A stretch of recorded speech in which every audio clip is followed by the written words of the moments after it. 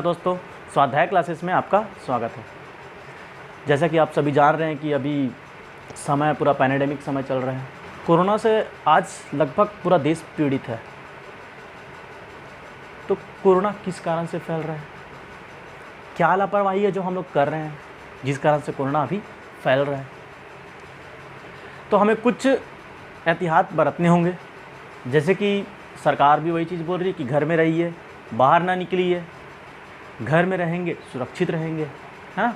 तो आप घर में ही रहें, सुरक्षित रहें। जब बहुत ज़्यादा ज़रूरी काम है, एकदम अत्यधिक आपको कोई एकदम कोई काम करना है जो लायक है कि आपको घर बाहर जाने योग्य है, तब आप बाहर जाएं।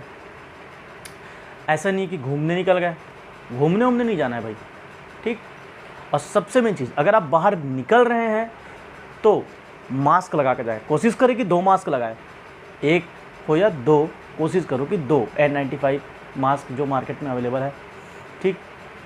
जा रहे हैं उसके बाद सामान लेकर आ रहे हैं, सामान को सैनिटाइज़ करें, खुद भी सैनिटाइज़ हो सके। अगर ज़्यादा समय आप बिता रहे हैं बाहर तो कपड़े अपने चेंज कर लें, कपड़े बाहर रख दें, कुछ देर के लिए, समय के लिए दूर रख दें उसको, ठीक।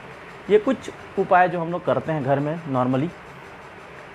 हाँ, अब सबसे मेन मुद्दा ये है कि कोरोना वायरस तो किस कारण से कोरोना वायरस फैल रहा है। तो हम सभी जान रहे हैं कोरोना वायरस हवा में तो नहीं फैल रहा है, बॉडी टू बॉडी या फिर कोई भी वस्तुओं से, किसी भी चीज़ों से लगातार ये फैल रहा है। अब कोरोना वायरस कैसे वर्क करता है इसके बारे में पढ़ेंगे, कुछ बेसिक जानकारी जानेंगे कि आज के समय में कोरोना हम सबको कैसे प्रभावित कर रहा है, क्या कारण है कि हमको लॉकडाउन करना पड़ रहा है। और उसके बाद सबसे मुख्य तथ्य रहेगा हमारा आज का कि वैक्सीनेशन क्यों ज़रूरी है। सबसे मेन चीज़ है कि हमको वैक्सीन लगाना चाहिए कि नहीं लगाना चाहिए। लोग उसी बात से डर रहे हैं कि वैक्सीन लगाने से कहीं लगाते साथ आदमी ख़त्म तो नहीं हो जाएगा, कहीं ये हमको और ज़्यादा प्रभावित तो नहीं करेगा। तो ऐसा नहीं है, बेसिक जानकारी आपको होने चाहिए कि वैक्सीन लगाने से क्या क्या फ़ायदे हैं। कुछ साइड इफ़ेक्ट्स होते हैं, लेकिन इसका मतलब ये नहीं है कि आप जीवन भर का कोई तकलीफ़ लेके कोरोना के चक्कर में आपको कोरोना जीवन भर बार बार आते रहेगा। अगर वैक्सीन नहीं लगाओगे तो वो तो आपको बचाएगा ही, कोरोना है ना, कोरोना वायरस से बचाएगा ही आपको वैक्सीन। तो वैक्सीन के बारे में थोड़ा डीप में हम जानेंगे आज, तथ्यों पे फैक्चुअली जानेंगे कि क्या होता है। इससे पहले हमने जाना कि कोरोना से कैसे बचाव करना है, कैसे हमको क्या सेफ्टी बरतना चाहिए, एहतियात बरतनी चाहिए। अब सबसे पहले ये जान लेते हैं कोरोना वायरस है वो कैसे हमारे शरीर को प्रभावित करता है, क्या कारण है या फिर ऐसा क्या स्ट्रक्चर है कोरोना में जो हमारे शरीर को प्रभावित करता है, जिस कारण से लोगों की मृत्यु हो रही। तो सबसे पहले हम समझते हैं कोरोना का स्ट्रक्चर। ये मान लेते हैं कोरोना का स्ट्रक्चर, ये मान लेते हैं हमारा सेल है। सबसे पहले ये जान लेते हैं कि सेल, क्योंकि जो हम कोरोना वायरस है वो हमारे बॉडी में हमारे सेल से, हिंदी में कोशिका बोलते हैं ना, ठीक। तो जो कोशिकाओं से हमारे शरीर में क्या करती है, प्रवेश करती है। अब कोरोना कैसे प्रवेश करती है हमारे सेल्स में, हमारे कोशिकाओं में, ये मान लेते हैं सेल है। तो ये हो गया आपका सेल मेम्ब्रेन, है ना, कोशिका का ये सेल मेम्ब्रेन है।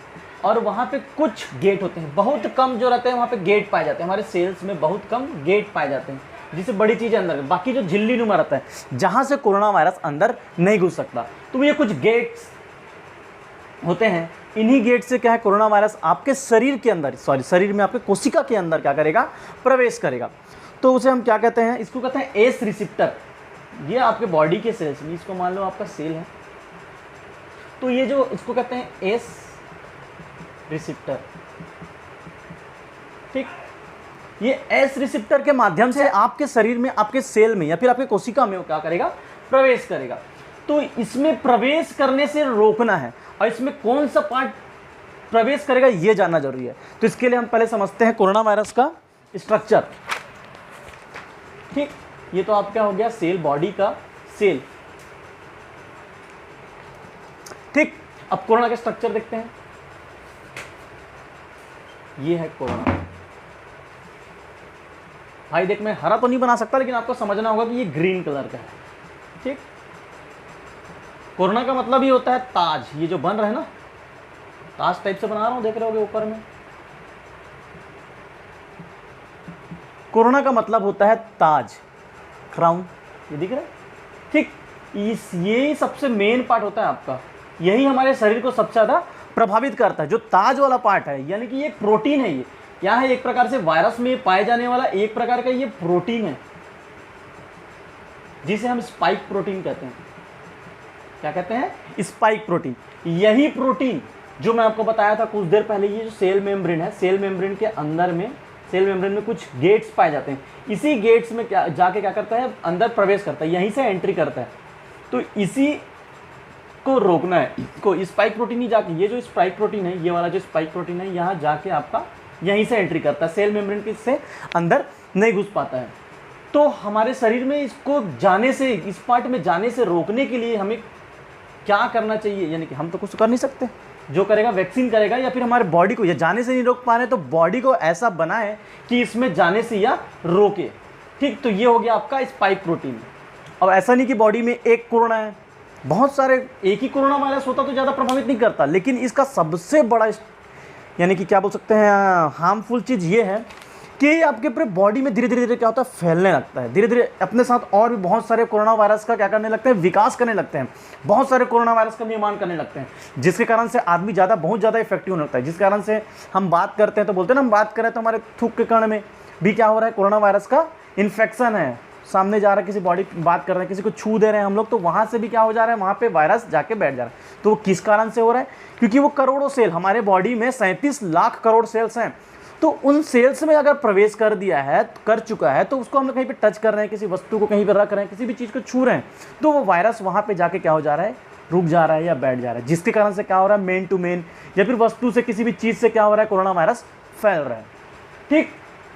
तो ये स्ट्रक्चर समझ में आ गया। इसके अंदर में होता है, सबसे मेन चीज़ होता है इसका ये वाला पार्ट, कोरोना वायरस के अंदर पाए जाने वाला सबसे मेन पार्ट होता है ये वाला, इसे कहते हैं इसका आरएनए।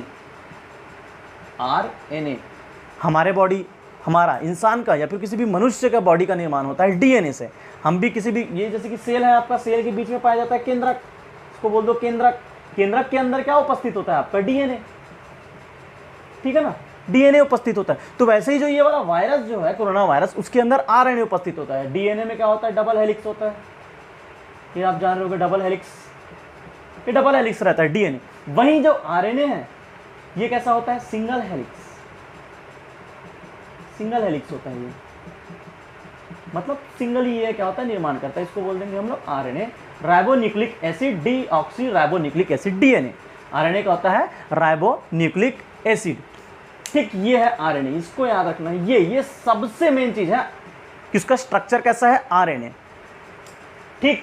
तो इसको कैसे, अब जैसे कि हम नॉर्मली आम जिंदगी में यूज करते हैं सैनिटाइजर, तो सैनिटाइजर क्या करता है जिसके कारण से वो वायरस निपट जाता है?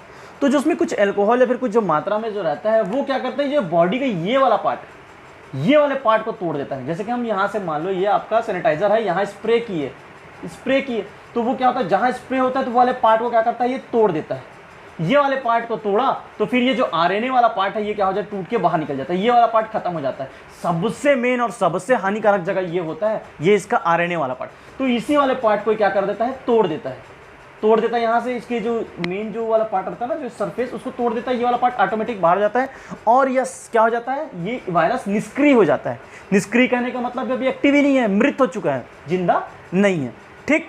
तो ये क्या काम करता है? सैनिटाइजर। इसलिए हमारे बॉडी में आने से पहले ही अगर हम सैनिटाइज कर दें उसको, तो क्या हो जाता है? ये हमारे बॉडी में घुसता ही नहीं, ठीक। अब बॉडी में घुस गया तो क्या करें, ठीक। अब थोड़ा सा जानकारी इसके बारे में जान लेते हैं कि ये कैसे वर्क करता है कोरोना, ठीक। थोड़ा बॉडी का स्ट्रक्चर जानेंगे। सबसे पहले ये जानते हैं कि हमारे बॉडी का सेल का निर्माण, या हमारे बॉडी में सेल्स के कुछ पार्ट्स, जो इंपॉर्टेंट पार्ट्स हैं, जो क्या करता है? इसको बढ़ाने में या बढ़ावा देने में, ये आरएनए वाले पार्ट को बढ़ावा देने में सहयोगी है। किस कारण से हमारे बॉडी में बार बार कोशिका, जो कुछ कोशिकाएं हैं, मतलब ये कह सकते हैं कि प्रोटीन का निर्माण कर रहा है। किस प्रोटीन का? स्पाइक प्रोटीन का निर्माण करता है, जिसके कारण से वो क्या हो जाता है? एक्टिव हो जाता है और बहुत ज़्यादा स्पाइक प्रोटीन का निर्माण होने लगता है। तो ये हमारा बॉडी है, सॉरी ये हमारा सेल है। सेल के अंदर केंद्रक है, केंद्रक के अंदर डीएनए, ये मान के चलो यहाँ पे डीएनए भी पाया जाएगा आपका, और यहाँ पे आरएनए पाया जाएगा। तो ये आरएनए क्या करता है? यहाँ पे पाए जाने वाले एक राइबोसोम, हमारे बॉडी के केंद्रक के अंदर पाया जाता है राइबोसोम। जो राइबोसोम है इसका मेन कार्य क्या होता है, प्रोटीन का निर्माण करना। यहाँ से अगर ये आपका आरएनए है, ये मान लो आपका ये आरएनए है, ठीक, तो ये इधर से क्या करेगा, प्रोटीन का निर्माण करेगा। लगातार आपका ये क्या करेगा, प्रोटीन का निर्माण करेगा। राइबोसोम को बोला जाता है प्रोटीन की फैक्ट्री भी बोलते हैं, राइबोसोम को प्रोटीन फैक्ट्री भी बोलते हैं। क्या करता है वो, आरएनए से लेके यहाँ से न्यूक्लिक एसिड मतलब अमोनियम एसिड ले लेते हैं, यहाँ से न्यूक्लिक एसिड ले लेते हैं, ठीक, और उसके बाद फिर अमोनिया लेके ये क्या करेगा, प्रोटीन का निर्माण करने लगता है। अब जैसे कि जिसमें जिस तरह का, अगर राइबोसोम में जिसमें जिस तरह का प्रोटीन आएगा वह उसी तरह के प्रोटीन का निर्माण करेगा। समझ रहे हो, देखो यहाँ पे क्या हो रहा है, सेम जैसा आपका आरएनए राइबोसोम में जाएगा उसी तरह का प्रोटीन का निर्माण करेगा। अब ये वाला जो प्रोटीन, ये कोरोना वायरस में जो ये स्पाइक प्रोटीन है, ये जो स्पाइक प्रोटीन है, ये क्या करेगा, आरएनए, इसका आरएनए जाएगा। अब इसमें स्पाइक प्रोटीन बनाने का जो इंस्ट्रक्शन है वो इसी आरएनए में है, इसके अंदर, ये कोरोना वायरस के अंदर वाले जो आरएनए है, इसमें इसका इंस्ट्रक्शन है कि इसका वायरस का या फिर स्पाइक प्रोटीन का निर्माण कैसे होगा। अगर ये वाला आपका ये वाला आरएनए अगर इसमें जाएगा तो ये सेम इसी का निर्माण करेगा, सेम इसी तरह के फिर से कॉपी करेगा और ये बहुत सारा इसी तरह वायरस का या फिर इसी तरह प्रोटीन का निर्माण करेगा, सेम प्रोटीन का, स्पाइक प्रोटीन का निर्माण करेगा। ये आरएनए गया राइबोसोम में। राइबोसोम को एक हिसाब से बोला जाए तो एक फोटोकॉपी मशीन है जिसमें हम लोग हज़ारों कॉपी करते हैं। एक चीज़ रखे और वो क्या करेगा, सेम 1000 पीस आपको निकाल के दे देगा। तो यही चीज़ है, ये वाला जो आरएनए है वो जाएगा इसमें राइबोसोम में और वो उसी तरह के प्रोटीन्स का निर्माण करेगा। स्पाइक प्रोटीन, बहुत सारे स्पाइक प्रोटीन्स का निर्माण करता है, ठीक है ना। अब ये हो गया हमारा। अब इसी कारण से क्या हो जा रहा है, सबसे ज़्यादा हमारे बॉडी में इन्फेक्ट कर रहा है ये वाला पार्ट, मतलब ये स्पाइक प्रोटीन वाला पार्ट हो जा रहा है, जिसकी मात्रा बढ़ जा रही है। तो जिसकी मात्रा बढ़ जा रही है तो सेल्स में उसको जगह मिल रही है और सेल्स में धीरे धीरे बॉडी में क्या होने लग रहा है, वायरस फैलने लग रहा है। वायरस का मतलब ही क्या होता है, जहर, ठीक। अब जहर बॉडी में फैलेगा तो आदमी की मौत होना निश्चित है। तो उसी तरह से अगर ये वायरस लगातार बॉडी के हर सेल्स में घुसने लगेगा तो उसको रोकने के लिए क्या उपाय है, तो उसको रोकने के लिए यही उपाय है कि बॉडी के अंदर सबसे मेन चीज़ होता है इम्यून पावर। कोई भी बाधा या फिर कोई भी तकलीफ आ रहा है आपके शरीर में तो वो जो इम्यूनिटी बोलते हैं ना, बॉडी के अंदर जो इम्यूनिटी होता है वो आपको लड़ने के लिए रेडी करता है और वो लड़ता है किसी भी बीमारी से, आपको आएगा, लड़ेगा, जिसके कारण से बॉडी का टेम्परेचर भी बढ़ने लगता है। बॉडी का टेम्परेचर बढ़ता है तो हम कहते हैं फीवर आ रहा है, ठीक। बॉडी लड़ने का प्रयास करता है, इसी कारण से तो फीवर आता है, ठीक। अब देखो बॉडी लड़ रहा है, बॉडी लड़ रहा है, ठीक है, कितना लड़ेगा। एंटीबॉडी का निर्माण हो गया तो ठीक है, नहीं हो पाया तो एंटीबॉडी का निर्माण धीरे धीरे होने लगता है। लेकिन उसके निर्माण को अब जैसे कि उसके निर्माण पहले से कर दिया जाए तो, मतलब बॉडी को पहले से उस तरह से ट्रेन कर दिया जाए कि आप उस कोरोना वायरस से लड़ सकें, तो वैक्सीन बस वही काम करता है। वैक्सीन जैसे कि आपके यहाँ शोल्डर में वैक्सीन लगाएंगे, अलग अलग तरह के, कई लोग सेम कॉपी बनाते हैं, जैसे कि फाइज़र कंपनी है, एक मेनोडम कंपनी है, उन्होंने सेम कॉपी बनाया, कोरोना वायरस का कॉपी बनाया जो आपके शरीर के लिए हानिकारक नहीं है, और उसको आपके कंधे शोल्डर के माध्यम, पहले तो उसको जानवरों में, उसके बाद फिर बहुत सारे लोगों में अलग अलग तरीके से उसको पहले क्या किया गया, सफल परीक्षण किया गया, उसके पश्चात ही उसको अप्रूव किया गया है। तो आज उसको हम लोग यहाँ पे लगाते हैं। यहाँ लगाने के बाद बॉडी में एंटीबॉडी, अब बॉडी क्या, अगर सेम, अब कोरोना वायरस जैसे सेम चीज़ देखेगा बॉडी, तो बॉडी जब सेम चीज़ देखेगा तो वो सेम उसके विरोध में क्या करेगा, नया एंटीबॉडी बनाने का निर्माण कर, मतलब एंटीबॉडी बनाना चालू कर देगा। एंटीबॉडी बनने लगेगा बॉडी में, क्योंकि पहले तो कोरोना वायरस था नहीं बॉडी में, लेकिन पहली बार वो फेस कर रहा है। तो जब वो कोवैक्सीन लगाते हैं तो हमारे बॉडी में ऑटोमेटिक क्या हो जाता है, एंटीबॉडीज़ का निर्माण चालू हो जाता है, ठीक। अब एंटीबॉडीज़ का निर्माण हो जाता है, उसके बाद दोबारा अगर ओरिजिनल कोरोना वायरस भी आएगा ना तो वो एंटीबॉडी उस कोरोना वायरस को क्या करेगा, ब्लॉक कर देगा, ठीक। तो कोरोना वायरस का कौन सा वाला पार्ट को ब्लॉक करता है, अब एंटीबॉडीज़ का निर्माण हो गया आपका। देखो समझो, एंटीबॉडीज का वर्क समझते हैं पहले। एंटीबॉडीज करता क्या है, ठीक। ये आपका मान लो कोरोना वायरस है,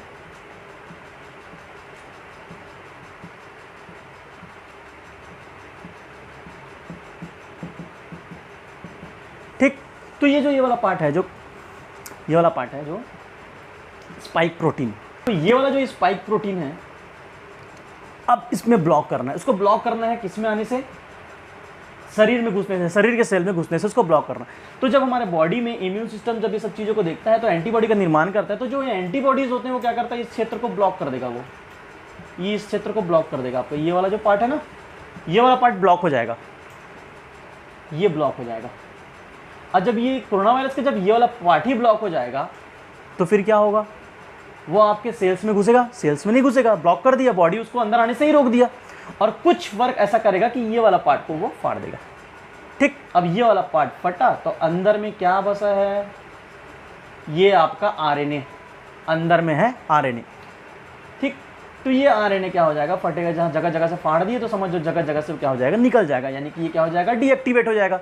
जो ये एक्टिवेट वायरस है वो क्या हो जाएगा, डीएक्टिवेट हो जाएगा, और आप क्या हो जाएंगे, सही हो जाएंगे।